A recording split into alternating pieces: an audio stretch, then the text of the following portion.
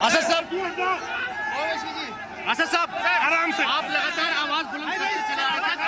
आपको लगता है कि वैसी साहब बाइट आगे, आगे बाइट आगे, थोड़ा आगे आ जाओ, थोड़ा आगे हो जाओ सर अभी ठीक है, यहीं दे दीजिए। अरे रुक जाओ, यहीं कर लीजिए, नहीं आगे नहीं, आगे चलेंगे बस, ठीक है चलो बाइट ले लें दो। आपको लगता है कि अब जो पहली बार पहले बाइट लेना है वक्त बिल को लेकर पहली बार सड़कों पर आए,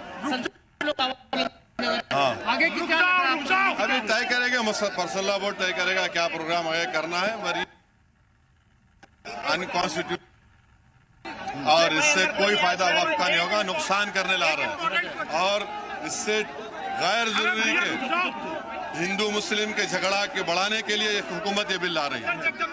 चलते रहो जगदम्बी का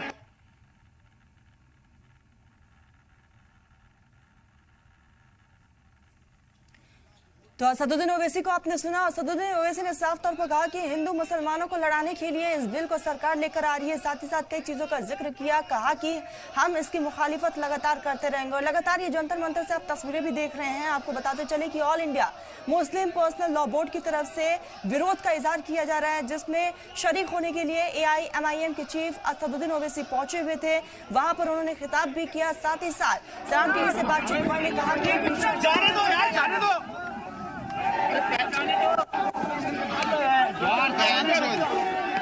एक मिनट।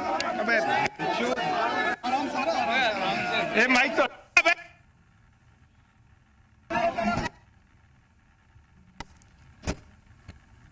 तो आपको बताते चले कि जंतर मंतर से तमाम तस्वीरें सामने आ रही हैं। और असदुद्दीन ओवैसी को अभी हमने सुना आपसे थोड़ी देर पहले, जिसमें असदुद्दीन ओवैसी ने कहा कि सरकार की ये साजिश है, वक्फ बिल लाकर वो वक्फ की संपत्ति को खत्म करना चाहती है और साथ ही साथ हिंदू मुसलमान की लड़ाई करवाना चाहती है। इसका भी जिक्र किया। कई चीजों का जिक्र इस बीच जो है असदुद्दीन ओवैसी की तरफ से किया गया है।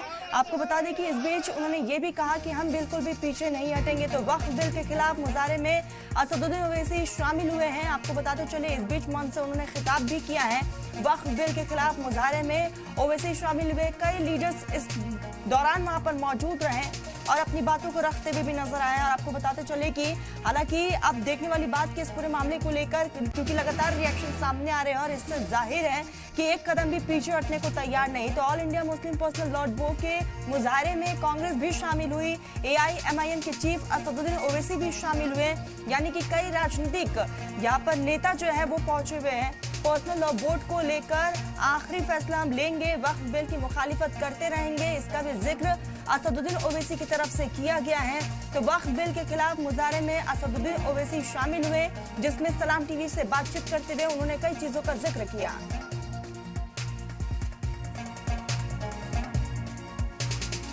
इसी बीच बीजेपी लीडर आलोक वत्स हमारे साथ जुड़ गए हैं। आलोक साहब, लगातार हम देख रहे हैं AIMIM के सदर असदुद्दीन ओवैसी भी विरोध में शामिल होने के लिए पहुंचे। All India Muslim personal law board ये बड़े लेवल पर मुजाहरा कर रहा है, एक कदम भी पीछे हटने को तैयार नहीं है। क्या लगता है आगे किस तरह से रणनीति को अपनाया जाएगा? क्योंकि लगातार सरकार की तरफ से कहा जा रहा है कि मुसलमानों के हित में ये बिल है, लेकिन मुसलमान विरोध लगातार कर रहे हैं। किस नजर से देखते हैं इसको?